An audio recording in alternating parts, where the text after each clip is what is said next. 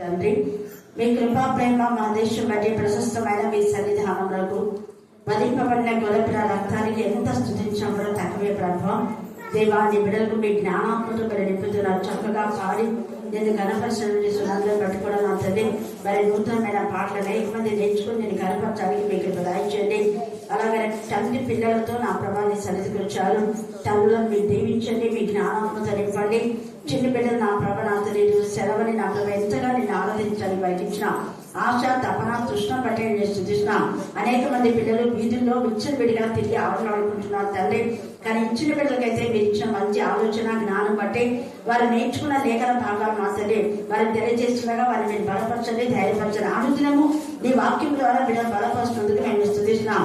ప్రత్యేకంగా నా ప్రభావ అతన్ని మరి బ్లెస్సి ఈ రోజు జాయిన్ అయ్యి డాక్టర్ బ్లెస్సి మీకు మహిమకరంగా నా తల్లి దేవా ఆ యొక్క మా తల్లి దేవా పోలీసు మా తల్లి దేవా క్వార్టర్స్ లో నేను ఆమె గణతరం బిడ్డ వాడబడడానికి మీ కృపాసాం దయచేయండి దేవా. మా యొక్క దేశం పైన మీ జ్ఞానాత్మత నింపడతాను ఇరుషులంతో నా ప్రభావ దేవా మీ సన్నిధికారం తోడుగా ఉంచినారు నేను స్థుతిస్తున్నాం. ఇక్కడ వచ్చిన ప్రతి బిడ్డ కుటుంబంలో మీ రక్తం తొలగించండి. మీ రక్తం ద్వారా నూతన శక్తి మీరు దయచేయండి. వీరి కుటుంబంలో ఎవరికి రక్షణ లేదో ముఖ్యంగా వారికి మీరు రక్షణ దయచేయండి, మారు మనసు దయచేయండి, దేవుడి భయం దయచేయండి, దుష్ట శక్తి నుంచి విడిపించమని ప్రార్థిస్తున్నాం దేవా. అలాగే నా ప్రభావాన్ని మీ జ్ఞానాత్మతను నీ నెమ్మది నీ సమాధానం నీ కాపుదల మీరు దయచేది వాక తండ్రి. మరి వాక్యం చెప్పడానికి మీరు వాక్శక్తి మీరు దయచేయండి. వాక్యంలో వాక్శక్తితో మీరు మార్చండి. వాక్యం బయట వెళ్ళిచున్నప్పుడే ఆత్మీయ మానసిక శారీరక రుగ్మత నుంచి విడిపించమని ప్రార్థిస్తున్నాం దేవా. అందరూ మేము మనుషుల ఎదుట మెప్పు కాదు కానీ నీ ఎదుట నీ చేత దేవా సాక్ష్యం పొందుకోవడానికి మీకు కృపాసాన్ని దయచేయమని ప్రార్థిస్తున్నాం. మీరు మా పక్షంగా సాక్ష్యం ఇచ్చే ఆత్మగా ఉన్నందుకు మేము స్థుతిస్తున్నాం. మా జీవితాల ద్వారా మేము రుచిపరిచే బిడ్డలుగా ఉండడానికి మీకు కృపాసాన్ని దయచేయమని ప్రార్థిస్తున్నాం దేవా. మీకే స్తోత్రం, మీకే స్తోత్రం, మీకే స్తోత్రం. నిమ్రోజు వలె ఆత్మ సంబంధమైన పరాక్రమం ఆత్మ సంబంధమైన రోషం కలిగిన ప్రభా అనేక జయించగల శక్తి మీద దయచేయమని ప్రార్థిస్తున్నాం. దుష్ట శక్తుల పైన విజయాన్ని కలుగుతారు. భూకంపం కలిగే రోజు దిక్కులే మరచే రోజు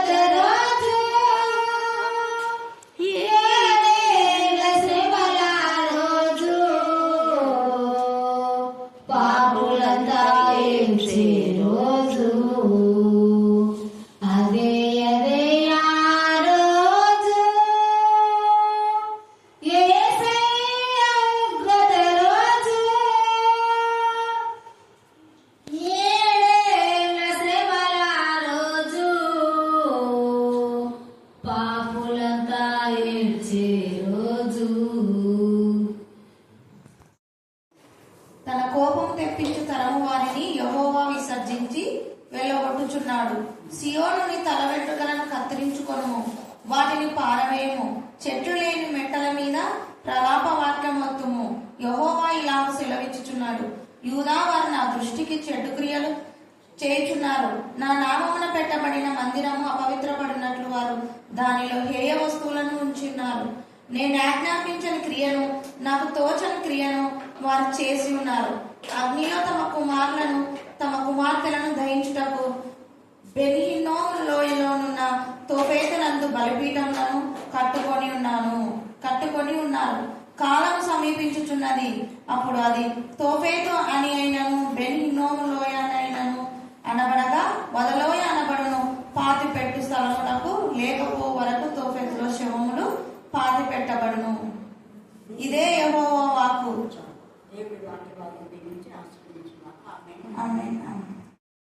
ఉన్నటువంటి ప్రతి ఒక్క ఆందోళన అలజడి తండ్రి తొలగించండి తండ్రి. నీకే స్తోత్రం తండ్రి. నేను ఉన్నాను అని తండ్రి మీరు సెలవిస్తున్నారు తండ్రి. భయపడక తండ్రి మీరు ఉన్నారనే ధైర్యం కొద్ది తండ్రి మేము ఉండటకు మీకు సహాయం దయచేయండి. నీకే స్తోత్రం తండ్రి. గొప్ప దేవానికి వందనాలు తండ్రి. నీకే స్తోత్రం, నీకే స్తోత్రం తండ్రి. గొప్ప దేవానికి స్తోత్రం, నీకే స్తోత్రం, నీకే స్తోత్రం చెల్లించుకున్నాం తండ్రి.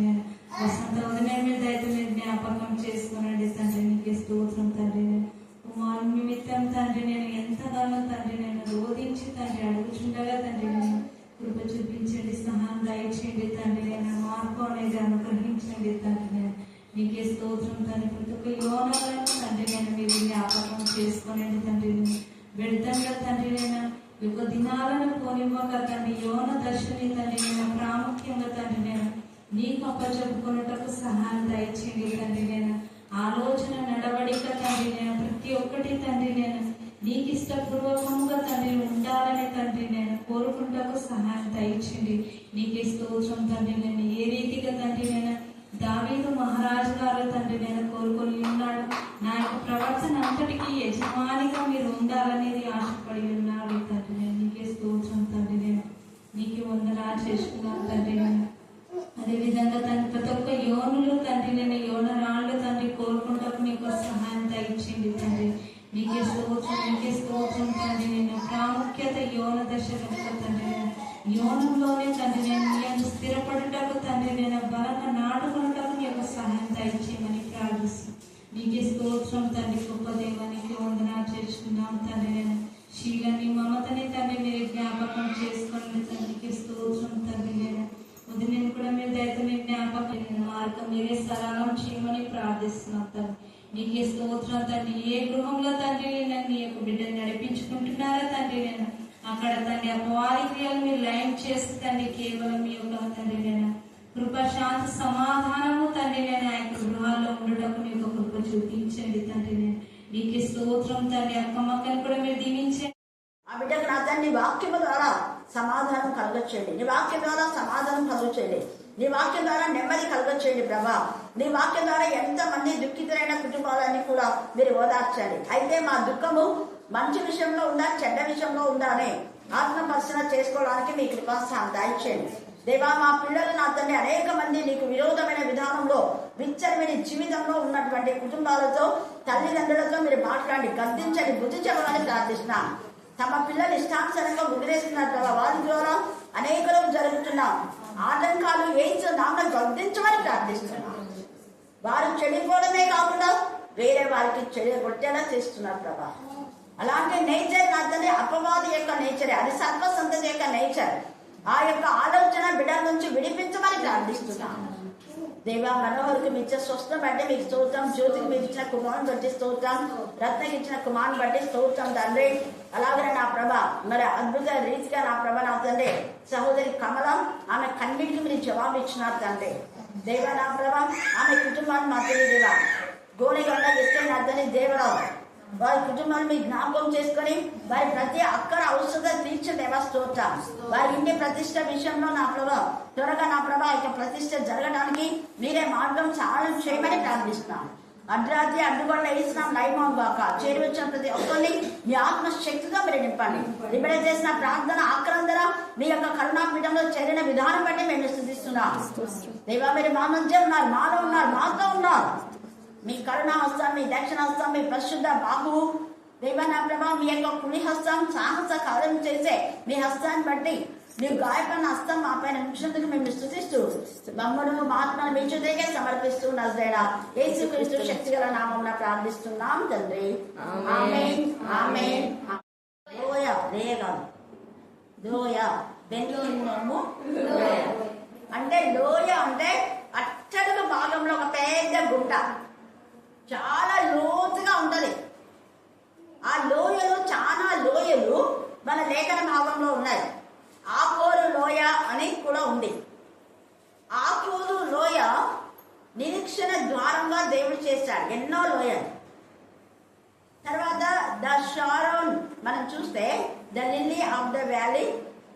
The lily of the valley అంటే ఈ లోయలో ఉండేటువంటి పద్మము దేవునికి మహిమకరంగా పూస్తుందంటారు. పరమగీతాలు 2వ అధ్యాయము 1వ వచనం చదవండి. నేను షారోను పొలంలో పూయి పుష్పం. నేను అంటే మనందరితో మాట్లాడుతున్నాడు. షారోను పొలంలో పూయి పుష్పం వంటి దానను లోయలో పుట్టు పద్మం వంటి లోయలలో పుట్టు పద్మం వంటి దాని బలరొక్క చెట్లలో వల్లి పద్మం ఎట్లుండదో అట్లా ఉందా. దేవుని పిల్లలు మనము ఈ లోకం అనే బలరొక్కసి చెట్లు మన మధ్య ఉన్నాయి. బాగా గుర్తుపెట్టుకోండి. బలరొక్కసి చెట్లు అంటే మీకు అందరూ తెలుసు స్థాపించే పనిలో ఏమంటారు కదా బలరొక్క చెట్లు. ఆ బలరొక్క చెట్లకు ఆకులకు ముళ్ళు ఉంటాయి, పండుగ ముళ్ళే ఉంటుంది, కాండం టోటల్గా అదంతా ముళ్ళు. దాన్ని మనం టచ్ చేస్తే ఆ ముళ్ళు పుచ్చుకుంటే వేరే ముళ్ళు కొంటే అది వెంటనే చీమ పట్టేస్తుంది, అంత భయంకరం. కానీ జాగ్రత్తగా అది తెంచి దాన్ని అంతా అంటే దాని మీద సిమెంట్ పైన బండ పైన బాగా రుద్ది దాని లోపల ఉన్నటువంటి గుజ్జు తింటారు. అది చాలా శ్రేష్టం. ఇప్పుడు అవే మనం చూస్తే చాలా విధాలుగా కొన్ని పండ్లు వస్తున్నాయి, మనకు తెలుసు కదా, మీకు ఎర్రగా ఉంటాయి. ఏం పేరు చెప్పండి? డ్రాగన్. కరెక్ట్, అందుకే మీకు చెప్తారా లేదని. Dragon fruit. డ్రాగన్ అంటే చెప్పండి, డ్రాగన్ అంటే ఒక విధమైన క్రూరమైన జంతువు అది. అంటే దాని బయట అది ఉన్న లోపల మాత్రం అది చాలా మందికి అంటే షుగర్ పేషెంట్స్కి ఎక్కువగా పుడుతుంది. దానికి ఎందుకు ఆ పేరు పెట్టారో నాకు తెలీదు. ఈ పండు కూడా కాపాచి పండు అంటారు తెలుగులో. దాన్నే బలురక్కసి చెట్లు అంటారు. ఈ బలురక్కసి చెట్లలో వల్లి పద్మం అంట. ఆ బలురక్కసి చెట్లలో కూడా వల్లి పద్మం వికసిస్తూ పరిమళాన్ని ఇస్తుంది. ఈ లోకంలో అనేకమైన శోధనలు ఉంటాయి. అనేకం, ఒక్కటి కాదు రెండు కాదు, నేను చెప్పేది అర్థం చేసుకోండి. ఒకటి రెండు కాదు, అనేకమైన శోధనలు అనే వలంలో అంటే భర్త నుంచి, భార్య నుంచి, పిల్లల నుంచి, వీధిలో నుంచి కదా, ఎక్కడి నుంచో మనకు శోధన అనుకో. మనం ఈ శోధన వస్తుందా అని అనుకోకుండా వస్తూ ఉంటాయి. అన్ని శోధనలు రావడానికి కారణం ఏంటంటే తల్లిదండ్రులు పిల్లలు పెంచిన విధానంలో పెంచక విచ్చలవిడిగా వీధులలో వాళ్ళు విష లాగా తయారవుతున్నారు. అందుకనే మనం వెంటనే మనం గర్తించాలి, సరైన చర్య మనం తీసుకోవాలి. సరైన చర్య తీసుకోకపోతే నోరు లేని జంతువు అయినా మనం ఒక రెండు సార్లు దాన్ని గద్దించి సరి చేస్తే అది సరి చేయబడుతుంది. అవునా కదా? సరి చేయబడుతుంది. మాకు తెలుసనే చెప్పాను కదా ఇందాకనే. అది ఒకప్పుడు అంటే ఒక 2-3 సంవత్సరాల క్రితం బాబు ఎవరిని కొరికేది కదా, అది కొరికింది. అది అనుకోకుండా మనం దానికి ఏమైనా కోపం తెప్పిస్తే కొరుకుతుంది ఖచ్చితంగా. అలాగా కొరికినప్పుడు వెంటనే నువ్వు 14 పీఠంలో వచ్చిన పిల్లలు నువ్వు కొరికావా అని నేను ఇంకా దాన్ని తీసుకొని పెంచుకొని వాళ్ళు వదిలిపెట్టినా. అది అంటే ఎంత ఇష్టం నాకు, దానికి నేనంటే చాలా ఇష్టం. కానీ ఆ తప్పు ఇంకా ఇప్పుడు వాడి కొరికింది, వేరే వాళ్ళు కొరికితే ఎంత గొడవలు వస్తాయి. కాకపోతే తప్పు వాడిదే కాబట్టి వాళ్ళ అమ్మని సర్దుకున్నాడు. వానికి 17 ఇంజక్షన్స్ ఏమో ఇచ్చినారు. ఎందుకు నేను చెప్తున్నా అంటే కరుణాపీఠంలో ఏ హాని జరగకుండా ఉండాలి. ప్రతి ఒక్కరు జంతువులతో సహా దేవునికి వేరు చేసే విధానంలో ఉండాలి. ఎందుకంటే సింహాలు దానియేలు వేసినప్పుడు సింహాలే మేలు చేసినాయి, కీడు చేసినాయి. సింహ స్వభావం పోయిడే. మన కరుణాపీఠంలోనికి లేదా దేవుని సన్నిధికి 2 లేక 3 ఎక్కడ ఉంటారు, అప్పుడు ఎవరు ఉంటారు? దేవుడు ఉంటారు. దేవుని యొక్క సన్నిధిలో మనం హాని చేసే వారంగా ఉండకూడదు, మేలు చేసే వారంగా ఉండాలి. ఆ మేలు ఏంటి అంటే అనేక విధాలుగా మేలు చేయొచ్చు. యేసయ్య తన శిలువ ద్వారా ఆయన బాధపడి మనకు ఏం చేసినాడు? మేలు కలుగజేసినాడు. మన బాధలన్నీ ఆయనలో ఉన్నాయి. ఈ బెదిహిందను లోయలో వీళ్ళు ఎన్నిసార్లు దేవుడు చెప్పిన మాట వినరు. నేను అందుకే చెప్తున్నా. ఇప్పుడు ఆ చిన్న పిల్ల కొరకడానికి కారణం ఏంటి అంటే చెప్పిన మాట వినలేదు. నేను ఒకప్పుడు చెప్పిన వాళ్ళ అమ్మకు, నెలకు ఒకసారి ఇక్కడికి రండి, చాలా దురాత్మలు ఉన్నాయి, వాళ్ళ నుంచి పోవాలంటే నెలకు ఒకసారి రావాలి. దేవుడు ఎన్నేళ్ళో రాని ఇప్పుడు నడిపించినాడు, దానికి కృతజ్ఞతగా రండి అంటే వెళ్ళలేదు. వాళ్ళు వినకపోవడం ద్వారా వాళ్ళ కొడుకుకు మళ్ళా ఫిక్స్ డిమాండ్ వచ్చింది, మళ్ళీ వాళ్ళ బిడ్డకు ఆమెకు ముగ్గురికి వచ్చింది. తను కూడా సఫర్ అయింది హాస్పిటల్. ఇవన్నీ వాళ్ళకు డైరెక్ట్గా చెప్తే మళ్ళీ బాధ. వాటిని సరి చేసుకోకుండా దేవునికి విరోధంగా ఉంటే ఏమైతుందంటే ఇప్పుడు చదివింది పల్లె ఏమవుతుంది? కోపం. చూడండి 29 చదవండి. తనకు కోపము తెప్పించు తరము వారిని. కోపం తెప్పింపు. దేవునికి ఎవరైతే కోపం తెప్పిస్తారో ఆ తరము అనేది అండర్లైన్ చేసుకోండి. తరము అంటే వాళ్ళ తల్లిదండ్రులు, వాళ్ళ పిల్లలు, వాళ్ళ తాతలు, అబ్బాయిలు కూడా తరం అంటే ఆ తరము. తనకు కోపం తెప్పించు తరము వారిని యెహోవా విసర్జించి ఏం చేశాడ? వెళ్ళగొట్టుచున్నాను. రానివాడు వెళ్ళగొట్టుచున్నాను. నా మందిరము పరిశుద్ధమైన మందిరం, నా మందిరాన్ని అపవిత్రం చేయడానికి మీరు రావద్దండి. ముందే చెప్తారు, నా మందిరంలో హాని కలగజేసే వాళ్ళు ఎవరు రాకూడదు. అందుకని వాళ్ళకి చెప్తున్నాడు, వాళ్ళు విసర్జించారు. కానీ వాళ్ళు ఏం చేస్తున్నారు? రావద్దు అంటే వచ్చి వాళ్ళు రమ్మని చెప్పినప్పుడు రాదా? రమ్మని చెప్పే వచ్చి బాగుపడండి మీరు అంటే రాలా. రమ్మని చెప్పినప్పుడు రాకుండా దేవునికి ఇష్టం లేని సమయంలో వచ్చి దేవునికి విరోధమైన క్రియలు వాళ్ళు చేశారు. అందుకనే అన్నాడు ఇక్కడ ప్రలాపం ఎత్తుమని చెప్పి యెహోవా ఇలా సెలవిచ్చినాడు, యూదా వారు నా దృష్టికి చెడ్డ క్రియలు చేయుచున్నారు. ఇంకా చేశారు కాదు, చేస్తూనే ఉన్నారు. ఎన్నిసార్లు చెప్పినా రమ్మని చెప్పినప్పుడు రాదు, వద్దన్నప్పుడు వచ్చి దేవుని విరోధమైన కార్యాలు. చూడండి, చెడ్డ క్రియలు చేయుచున్నారు, నా నామం పెట్టబడిన నా మందిరము అపవిత్ర పడినట్లు వారు దానిలో ఒకప్పుడు దేవుడి మందిరానికి రండి బాగు చేసుకున్నానే రాదు. ఇప్పుడు దేవుడు వద్దని మీరు చేసే మీ క్రియలు మానుకొని రండి అంటే వాళ్ళ క్రియలు చేసుకుంటానే మందిరంలోకి వచ్చి మందిరంలో పాటు చేస్తుంది. ఎంత కోపం వస్తుంది చూడండి. వాళ్ళు ఎంత ఇదిగా నా నామం పెట్టబడిన మందిరంలో ఏం చేస్తున్నారు? వాళ్ళు అపవిత్ర పడినట్లు వారు దానిలో హేయ వస్తువులను ఉంచి ఉన్నారు. హేయ వస్తువులు అనే మాట ఏంటంటే దేవుడు చెప్పింది చేయకుండా చెప్పనివి చేయడమే హేయమైనటువంటి క్రియలు. చెప్పినవి చేయకుండా. ఇక్కడ అంతకంటే పైన అనేక మార్లు దేవుడు నా పిల్లల్ని పంపించి మీకు చెప్పాను బుద్ధి, మీకు బుద్ధి రాదు. 26వ వచనం చదవండి. వారు నా మాట వినకయున్నారు. అది ఏ మాట వినకున్నారు? నా మాట వినకయున్నారు. నేను ఛాన్స్ అని చెప్తా, మీ ఇంట్లో శోధన ఉంది, ప్రయత్నం తీసుకురా అంటాం కదా, ఛాన్స్. ఇంకా శోధన ఎట్లా పోతుంది? నా మాట వినకయున్నారు. దేవుడు మాట్లాడుతున్నాడు సేవకుల ద్వారా. నేను నా మాట వాళ్ళకు చెప్తున్నా కానీ వాళ్ళు వినరు. వారు నా మాట వినకయున్నారు. తర్వాత చెవి ఉన్నారు. తమ మెడను వంచక మనసులు ఏం చేసుకున్నారంట?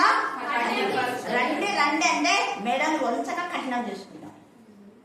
నేను కొంతమంది కన్నులో మా అన్న ఉన్నాడు, అన్న దగ్గర పోయి ప్రే చేయించుకోండి అంటే పోకుండా నేను పొమ్మన్నప్పుడు పోరు, వాళ్ళకి ఇష్టమైనప్పుడు పోతారు. అప్పుడు ఉంటారా మా అన్న? అందరూ చెప్పారా? గట్టి చెప్పారా? అన్న లేనప్పుడు పోయి మళ్ళీ ఏమంటున్నారు? నేను టీచర్ చెప్పినామా, అన్న దగ్గరికి పోయినామా, అయినా లేదు. మరి చెప్పినప్పుడు పోరు కదా, చెప్పినప్పుడు లేకుండా నేనేం చేయాలి? దాన్నే అర్థమొస్తుంగే ఉంటారు, అవునా కదా? చెప్పినప్పుడు పోవాలి. మా అన్న దగ్గరికి పోయినా అన్న అక్కడే ఉంటాడు. కర్నూలులో ఉండే వాళ్ళంతా మీరు ఇంత దూరం ఎందుకు వస్తారు? అన్న దగ్గరికి నెలకొకసారి పోండి, అన్న ప్రార్థన చేస్తాడు అని చెప్పితే దాన్ని వినరు. మేము మా చర్చలో, మరి మీ చర్చలో వాళ్ళు ప్రార్థన చేస్తే మీ అమ్మలకు రోగం బాగుకోవాలి కదా అంత నేను అనాలా వద్దా? చర్చికి పోయిందా? పోయినారు, మరి బాగా కావాలి కదా. గీడ మీటింగ్లు పెడుతుంటారు, ఆడ ప్రే చేసుకుంటే బాగా కావాలి కదా. చెప్పిన మాట వినకపోతే మళ్ళీ చెప్తున్నా, ఒక్కరి కాదు వచ్చేది, ఎవరికి? మొత్తం ఫ్యామిలీ. ఇక్కడ బెన్హిన్నం లోయ వాళ్ళంతా కూడా వినలేదు. వినకుండా తమ పిల్లలు ఏం చేస్తున్నారంటే వదకు సిద్ధపడే వాళ్ళలో అగ్నితోను కుమారులను తమ కుమార్తెను దహించుటకు బెన్హిన్నము లోయలోనున్న తొఫేతి ఎందు బలిపీఠంలో కట్టుకొని ఉన్నారు. కఠినపరుచుకున్నారు. ఇక్కడ మనసు ఎంత తేటగా దేవుడు మాట్లాడుతున్నాడు చూడండి. వాళ్ళ యొక్క మనసు వాళ్ళు వినరు, తర్వాత కఠినపరుచుకున్నారు. వారు తమ పితరుల కంటే అండలేం చేసుకోండి. నేను చెప్తా కొంతమందికి, మీ అమ్మ కంటే నువ్వు పెద్ద దుర్మార్గులు రావి అంట. ఓపం అనేది కొంతమంది అంటుంటాను కదా, మీకు కూడా తెలుసు. లేదా కుమార్తె సరిగా లేకుండా నీ కుమార్తె కన్నా కొంచెం బుద్ధి ఉంది, నీ కొడుకు కన్నా బుద్ధి కానీ నీకు అస్సలు లేదు అన్నట్టు. ఇక్కడ వాక్యంలో చెప్తున్నాను, పితరుల కంటే తల్లిదండ్రుల కన్నా కొంచెం భయం ఉంటుందేమో కానీ ఈ కొడుకుల కూతులకు అస్సలు భయం లేదు. అందుకని పితరుల కంటే అన్నాడట, పితరుల కంటే కూడా మరీ దుష్టులైనంట. ఎలాగైనారు? దుష్టుల ఆలోచన చెప్పకుండా దేవుని దగ్గరికి రాదు. దుష్టుల ఆలోచన చెప్పండి నడవక, ఆత్మ మార్గం నిలవక, అపహాసకు కూర్చుంటగా యెహోవా ధర్మశాస్త్రం ఆనందించి దివారాంతం దాన్ని ధ్యానించేవాడు ధన్యుడు. మరి మీరేం చేస్తారంటే దుష్టుల ఆలోచన చెప్పడం ఉండొద్దంటే అక్కిపోతారు. దుష్టులు ఎక్కడంటే ఆ వాక్యమే కావాలి. దుష్టుల ఆలోచన నడవద్దంటే అక్కడికి పోతారు. ఒకప్పుడు వాళ్ళు దుష్టులనే అన్న అదే మరే దగ్గరికే పోతున్నారు. అప్పుడు దేవుడు ఎట్లా బాగా చేస్తాడు చెయ్యాడు. అపవాది క్రియ లయపరచుడికి యేసయ్య వచ్చాడు. ఈ మధ్యాహ్నం కాలశంలో మన పిల్లలు దేవుని మీద భయపెట్టి చాలా మంది నాకు చెప్పేది, మా పిల్లల కోసం ప్రాణం చేయండి, మా పిల్లలు సువర్ణకం కూడా మా పిల్లల కోసం ప్రాణం. నేను ప్రాణం చేయడం కాదు, కానీ నువ్వు సరిగ్గా గద్దించు. చిన్నప్పటి నుంచే నాకు మీరు పెద్దగా అయితే చాలా డేంజర్ జాగ్రత్త, కానీ చిన్నప్పుడే. కానీ చిన్నప్పుడు మనం సరైన విధానంలో పెంచకపోతే పెద్దగా అయితే ఇలానే తయారవుతాం. మొక్కై వండది మానేనాక వండాలి. చిన్నప్పుడు తల్లి ఒక చోట తండ్రి ఒక చోట, ఇంకా వాళ్ళు ఇష్టానుసారంగా పెంచుంటారు. అవ్వలు చేతులు ముసలు ఉంటారు కదా, వాళ్ళంతా ఇంకా వాళ్ళకి అదే వస్తాయి. ఏ ఏరియాలో ఉంటారో అదే ఏరియా బుద్ధులే ఉంటాయి. కొంతమంది చెప్తుంటారు ఫలానా గేరెలు ఫలానా చెప్తుంటారు కదా మీకు, అబ్బా ఆ గేరెల్లో డేంజర్ అంటున్నారు. ఎక్కడైనా దొంగతనాలు ఏమైనా జరిగాయంటే ఫలానా గేరెలోని గేర్తో సహా చెప్తారు. ఈ గేరెల్లో అర్థం చేసింటారు. హల్లెలూయా హల్లెలూయా హల్లెలూయా. అందుకని ఈ సమయమందు యేసయ్య శిలువలో వేయబడిన యేసయ్య తండ్రి అయిన దేవుడు తన ప్రియకుమారుని మన కోసమే పంపించి ఆయన చేతులలో మేకులు కొట్టించుకున్నాడు, ప్రక్కన బొల్లె పూలు కొచ్చాడు, ఆయన పాదంలో మేకులు, శరీరం అంతా గాయమైంది. తన ప్రియకుమారుని పంపడానికి కారణం ఏంటంటే దేవుడి ఎందుకు భయభక్తి కలిగి దేవుడికి కోపం తెప్పించకుండా దేవుడి చిత్తానుసారంగా నడవమని పంపించాడు. ఆయన గురించి మనకు తెలిసి మనం అయ్యో ఈస ఇంత చిన్నలో బాధపడినాడని మళ్ళీ ఏడుస్తాం, ప్రాణం చేస్తాం, పని బతుకు మార్చుకుంటాం. ఎంత కోపం వస్తుంది దేవుడికి. అందుకే తనకు కోపం తెప్పించే వాళ్ళు ఎవ్వరు కోపం తెప్పిస్తే వాళ్ళ కుటుంబాలే నాశనం అవుతున్నాయి. ఫరో ఉన్నాడు, ఫరో చేసే పనులు దేవుడికి ఇష్టంగా ఉన్నాయా? కోపం తెప్పించినాయి. ఎన్నిసార్లు క్షమాపణ కోరుకున్నాడు, మళ్ళా దేవుడు క్షమాపణ, మళ్ళా దేవుడు. ఆఖరికి ఏం చేసినా దేవుడు క్షమించి క్షమించి క్షమించి లాస్ట్ ఏమైంది? ఫరో బతుకు ఏమైంది చెప్పాలి మీరే. ఇంత సింపుల్ క్వశ్చన్ కదా. క్షమించి క్షమించి లాస్ట్కి ఏం చేశాడు దేవుడు? నాశనం చేసినాడు. ఇంత సింపుల్ క్వశ్చన్ చెప్పలేకపోతున్నారే. కానీ ఆ ఫరో కుటుంబం ఒకటి నాశనం అయిందా? ఎన్ని లక్షల మంది యుద్ధ వీళ్ళంతా చచ్చిపోయారు. పాపం చేసింది ఎవరు? ఫరో. దుష్టుని యొక్క ఆలోచన చెప్పు నచ్చారు వీళ్ళంతా. ఆ దుష్టునితో పాటు వాళ్ళ సర్కిల్లో ఉన్న వాళ్ళందరికీ శిక్ష వచ్చింది. కోరహు, అభిరాము, దాతాను వాళ్ళ సర్కిల్లో ఉన్న వాళ్ళంతా కోపం తెప్పించినారు. అన్ని అగ్ని బయట నుంచి తెచ్చిందండి. దేవుని మందిరంలోని అగ్ని కాదు. అన్ని అగ్ని తేవడం ద్వారా మోషే చెప్తున్నాడు, మీరు చేసే తప్పు వద్దు, చెయ్యొద్దు చెయ్యొద్దు చెయ్యొద్దు. పోతుంటే కూడా వాళ్ళని ఆపినాడు. చెయ్యి ఇట్లా విదిలించుకొని, ఏం మీరేనా వాక్యం చెప్పేది? మీరేనా ప్రాణం చేసేది? మీరేనా పాడేది? మేము పాడకూడదా? మేము వాక్యం చెప్పకూడదా? మేము అది చేయకూడదా అని గర్వంతో అన్ని అగ్ని బయట నుంచి తగ్గినాయి. లోపల అగ్ని మాత్రమే వాళ్ళు అక్కడ చేస్తారు. అంటే యాజకులు చేయవలసిన పని తను యాజకుడు కాదు. దేవుడు యాజకుడుగా ప్రతిష్ఠిస్తే అది వేరే కథ. యాజకుడు కాదు, ఆయన పని వేరే. కానీ అగ్ని తెచ్చున్నాడు. ఇంకా ముట్టించక ముందే భూమి నెరలు విడిచి మొత్తం పోయినారు. వారు 3 కుటుంబాలు పోవడమే కాకుండా ఎవరెవరైతే వాళ్ళతో ఏకీభవించినా 250 మంది ఆన్ ద స్పాట్ భూమి చీలి లోపలికి వెళ్ళిపోయినారు. మందిరంలో జరిగింది. మందిరంలో దేవుడికి ఏదైనా చేస్తే ఎంత కోపం అంటే అంత కోపం. మందిరానికి వచ్చే వాళ్ళంతా బాగుండాలి, స్వస్థపడాలి, నెమ్మది పొందాలి, సంతోషంగా. ఒకరి హాని చేయకూడదు. చేస్తే దేవుడికి చేసినట్టు చిట్టు. అంత కోపం వచ్చింది దేవుడికి. మందిరంలో అపవిత్రం చేయకూడదు. మందిరంలో ఉన్న వాళ్ళందరికీ క్షేమం కలిగేది. అందరి కోసం ఒకరి కోసం ఒకరు ప్రార్థన చేసుకోవాలి. అందుకే నేను పల్లె కోసం చేసినప్పుడు మీరు ఎంత చేసి పట్టుకుని పంపించినారు కదా, అందరం కలిసి ఆమె బాధ మన బాధగా వేరు చేసుకొని ప్రార్థన చేయాలి. ఎందుకంటే యేసయ్య మన బాధలని తన బాధగా భరించాడు. ఇప్పుడు యేసయ్య యొక్క శరీరంలో మన బాధ ఉందని మనం నమ్మాలి అంతే. ఇలా వ్యతిరేకంగా ఏం చేయకూడదు. అపనమ్మకం అనేది ఉండకూడదు. చూడండి, యెషయా 53వ అధ్యాయం 4-5 వచనాలు చదవాలి. యెషయా 53, 4-5 వచనాలు.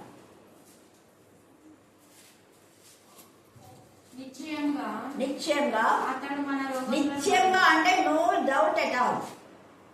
అలా ఉందా? మన రోగములను భరించెను. అతడు అంటే యేసయ్య మన రోగులను భరిస్తాడని లేదు. ఆల్రెడీ భరించేసాడు. నీ బాధ అంతా, నీ బాధ, నా బాధ. నేను చిన్నప్పుడు తల్లి లేక ఎంత బాధపడ్డాను. తల్లి కంటే ఎక్కువ నన్ను ప్రేమించాడు. ఒక తల్లి ఇవ్వలేనంత ప్రాపర్టీ దేవుడు నాకు ఇచ్చాడు. ఒక తండ్రి ఇవ్వలేనంత ప్రాపర్టీ దేవుడు నాకు ఇచ్చాడు. ఒక బోధకుడు చెప్పలేనటువంటి బోధ ఆయన నాకు చేశాడు. ఒక తల్లి ఇవ్వలేనంత ఆదరణ నాకు ఇచ్చాడు. ఒక తల్లి ఇవ్వలేనంత నెమ్మది నాకు ఇచ్చాడు. అందుకే దేవుని స్తుతిస్తున్నాను. కారణం ఒక్కటే, దేవుని వాక్యం అంటే భయం. ఎప్పుడు వాక్యం ప్రార్థన మాట్లాడుకుంటున్నాం, వాక్యం ప్రార్థన పోతుంది. వంట చేస్తున్నా ఒకవైపు వాక్యంతో దేవుడితో మాట్లాడుతున్నాం. మధ్యలో ఎవరైనా మాట్లాడాలనుకో కోపం వస్తే దగ్గర ఉంటే చెంపకేసుకుంటాం. ములాత ఏం చూడాలి. ఎందుకు నేను చెప్తున్నా అంటే దేవునితో మాట్లాడేటప్పుడు డిస్టర్బ్ చేయలేదు. ఒక కలెక్టర్ దగ్గర మనం ఉన్నప్పుడు ఎవరైనా ఫోన్ చేస్తే ఫోన్ పోయి గట్టిగా స్విచ్ ఆన్ చేసి వేరే వాళ్ళు ఉంటే ఫోన్ బయట తీసుకోమంటాం. కలెక్టర్తో మాట్లాడుతున్నాం అనుకో, అప్పుడు మనకు కాల్ వస్తే సేమ్. ఇక్కడ యేసయ్య అంతగా తను సమర్పించుకున్నాడు. అందుకే దేవుడు మన పట్ల ఎంత ప్రేమ ఉన్నాడు, నిత్యంగా ఉన్నాడు. అక్కడ అనువాదనే ఉంది. మన రోగంలోనే మన నీ బాధ, నీ వ్యసనము, నీకు భర్త సరిగా చూడలేదా? ఖచ్చితంగా. కానీ నువ్వు నీ భర్తను సరిగా చూస్తున్నావా? ఇది కూడా లెక్క అవుతాడు. నీ పిల్లలు సరిగా చూస్తున్నావా? సరిగా పెంచుతున్నావా? అది కూడా మన లెక్క. నీ తల్లిదండ్రులు సరిగా విధేయతగా ఉన్నావా? ఈ లెక్కలు కూడా ఉంటుంది. చదువు. మన వ్యసనములను వహించెను అయినను మొత్తబడిన వానిగాను దేవుని వలన బాధింపబడిన వానిగాను శ్రమనందిన వానిగాను మనమతని ఎంచితి. మీరందరూ ఇక్కడ హేళన చేస్తున్నారు. ఎట్లా సిలువ వేసినారు చూడు, ఆయన సిలువ వేయండి, ఆయన చంపండి, ఆయన అది ఇది అంటే మనమే యేసయ్య ఎందుకో సిలువ వేయబడ్డాడు, ఆయన ఎందుకో తప్పు చేసినాడు. దొంగల మధ్య ఒక వ్యక్తిని పెట్టినా అంటే ఈ దొంగలు ఆ దొంగలు ఒకటి అంటారా లేదా? కావాలని అవమానపరచడానికి రెండు బంతి కోళ్ళ దొంగల మధ్య యేసయ్య పెట్టాడు. ఆ బంతి కోళ్ళు నరహంతకు. యేసయ్య ఏ నరహంత చేయలేదు. యేసయ్య చేయని నేరం యేసయ్య గురించి మీరు ఆలోచిస్తున్నారు. మనం కూడా దేవుడి పిల్లల గురించి చెల్లిగా ఆలోచిస్తున్నామేమో.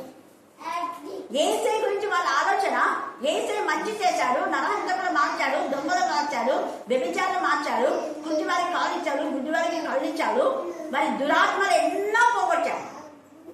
వ్యభిచారం అనే దురాత్మలు అంటే రకరకాల దురాత్మలు ఉంటాయి. ఎప్పుడు గొరిగే దురాత్మ, మాట్లాడే దురాత్మ, వంగిపోయిన నడుము ఉంటే అది కూడా దురాత్మ. మనం వంగిపోయిన నడుమంటే ఏమంటాం? ఆమె స్థూలకాగా ఉంటే పడిపోయిందా, వంగిపోయింది అంటారు. కొంతమంది పని చేసి వంగినానమ్మా అంటుంటారు కదా. వంగి చేసినందుకు గూడొచ్చింది అంటుంటారు. కానీ ఆ గూడొచ్చేది అది దురాత్మ నుంచే. తేటగా మనకు లూకా 13లో అది ఉంది. మీరు తగ్గుతారు. లూకా 13వ అధ్యాయంలో వంగిపోయిన నడుము కలిగినటువంటి ఆ స్త్రీ, అక్కడ ఆమె చెప్పలేదు నన్ను స్వస్థపరచమని. కనికరం గల యేసయ్య. ఆమె మౌనంగా దేవుని సన్నిధిలో 18 సంవత్సరాలు ప్రార్థిస్తుంది. మౌనంగా ఆమె బాధల గురించి యేసయ్య పైన, ఆమె దేవుని పైన ఎప్పుడు ఆమె గురగలేదు, సనగలేదు.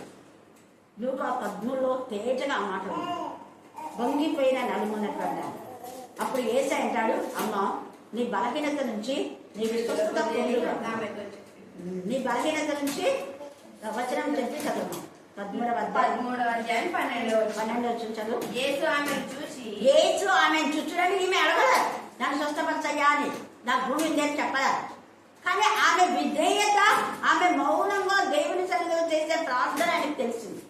అందుకనే యేసయ్య ఆమెను చూసి రమ్మని పిలిచి అమ్మా నీ బలహీనత నుండి, అక్కడ వంగిపోయిన నలుగురు భూనిదానా అని చెప్పరా. ఇది ఒక బలహీనత. నీ బలహీనత నుంచి విడుదల పొంది ఉన్నామని అంటూ చెప్పి ఆమె మీద చేతులు ఉంచగానే ఆమె చక్కగా నిలబడి దేవుని మహిమపరిచే చక్కగా నిలబడింది. 18 ఏళ్ళు. పల్లవి చూసావా ఎంత ఓపికతో సహించింది ఆమె. మళ్ళీ యేసయ్య పైన ఆమె గురించి సాక్ష్యం ఇస్తాడు. ఈమె అబ్రహాము కుమార్తె అంటే ఒక మంచి విశ్వాసాన్ని. దేవుని నమ్మింది, ఉపవాస ప్రార్థన చేస్తుంది, కన్నీటితో ప్రార్థన చేస్తుంది. కానీ తన బాధ ఎప్పుడు ఎవరితో షేర్ చేసుకోలేదు, దేవునికే అప్పగించాడు. దేవా నువ్వు చూస్తున్నావు. అపవాది బంధించింది. అబ్రహాం కుమార్తె 18 ఏళ్లుగా అపవాది బంధకాల ఉంది. ఆ రోజు విడుదల పొందింది. కాలములు సమయంలో దేవుని అధీనంలో ఉన్నాయి. అంటే 18 ఏళ్ల వరకు దేవుడు మౌనంగా ఉన్నాడు. ఎందుకంటే ఆమె ఓపికను పరీక్షిస్తున్నాడు. ఓర్చుకుంది. యోగులు కూడా దేవుడు పరీక్షించాడు. ఓర్చుకున్నాడు కదా, ఓర్చుకున్నాడు. నిర్దోషి అయిన యోసేపును చెరసాల వేస్తే ఎంత అవమానం అంటే, ఒక ప్రధానమంత్రి లాగా ఉన్న ఆయన పైన చెయ్యని నేరాన్ని వేసి జైల్లో వేసినారు. ఎంత అవమానం కదా, ప్రధానమంత్రి జైలు వేస్తే ఎంత అవమానం. కానీ దేవాలు చూస్తున్న దేవుడు కదా, నువ్వు న్యాయకర్త కదా, మౌనంగా ఉన్నావు. నేను ఈ పని చెయ్యలేదని కూడా అనలేదు. పెద్ద భయంకరమైన మరి ఆ యొక్క నింద ఆయన పైన వేశారు. ఆయన నోరు తెరిస్తే నింద వేసిన వాళ్ళకు సిగ్గిపోతుంది. వాళ్ళ వంశాలు నాశనం అయితే, వాళ్ళ కుటుంబం నాశనం అయిపోతుంది. కానీ నోరు తెరవలేదు. మౌనంగా దేవునికి అప్పగించుకున్నారు. దేవుడు కాలంలో సమయంలో ఉన్నాయి కాబట్టి యోసేపును చెర నుంచి బయటికి రప్పించి రాజులకు రాజుగా చేశారు. హల్లెలూయా, హల్లెలూయా, హల్లెలూయా. ఫస్ట్ ప్రధానమంత్రిగా ఉన్నాడు. ఇప్పుడు యోసేపు దగ్గరనే మీరు సెలవడగాలి. రాజు దగ్గర పోయి రాజుగారు 7 సంవత్సరాలు భయంకరమైన కరువు. ప్రపంచమంతా మానవులంతా చచ్చిపోవలసిన మానవులను యోసేపు కాపాడాడు. అంటే ఇక్కడ అంతమందిని కాపాడడానికి ఆయన కొంతకాలం అవమానము, నింద, జైల్లో భరించినాడు. మనం భరించే బాధ భవిష్యత్తులో మన పిల్లలకు ఆశీర్వాదం. గుర్తుపెట్టుకోండి. యేసయ్య సిలువ బాధ, సిలువ శ్రమలు మనకు ఆశీర్వాదం. ఇప్పుడు మనం బాధ భరిస్తున్నామంటే దాని తర్వాత నీ పిల్లలకు ఆశీర్వాదం, నీ కుటుంబానికి ఆశీర్వాదం, నీ ఇంటికి రెండంతా ఆశీర్వాదం దేవుడు ఖచ్చితంగా ఇస్తాడు. మనకు మనంగా శోధన చేయొచ్చు. వీళ్ళుగా కొడుకులను కూతులను బెనిహిన్నెము లోయలో అగ్నికి ఆహుతి చేశారు. వాళ్ళు అవివేకంగా. అంటే నీ కొడుకు అగ్నిలో పడేస్తే, నీ కూతురు అగ్నిలో పడేస్తే నువ్వు బాగుంటావు అని చెప్పినందుకు బెనిహిన్నెము లోయలో నా తొఫేతు నందు బలిపీఠంలో కట్టుకొని ఉన్నారు. కాలము సమీపించుచున్నది. అప్పుడు అది తొఫేతు అని అయినను బెనిహిన్నెము లోయ అని అయినను అనబడక వదలోయ అనబడును. పాతి పెంచుటకు స్థలము లేకపోవటము తొఫేతులో శవములు పాతి పెట్టబడను. స్థలం లేక అందరూ శవాలు తీసిపడిన. సేమ్ ఇదే కరోనా వైరస్ వచ్చింది. అవునా? గుంట లోయ అంటే గుంటనే పడేస్తారు. పడేసి పైనంతా ఇసుకేసి పూర్తి. అది పెద్ద మళ్ళా ఎంత ఇదిగా ఇష్యూ అయిపోయింది.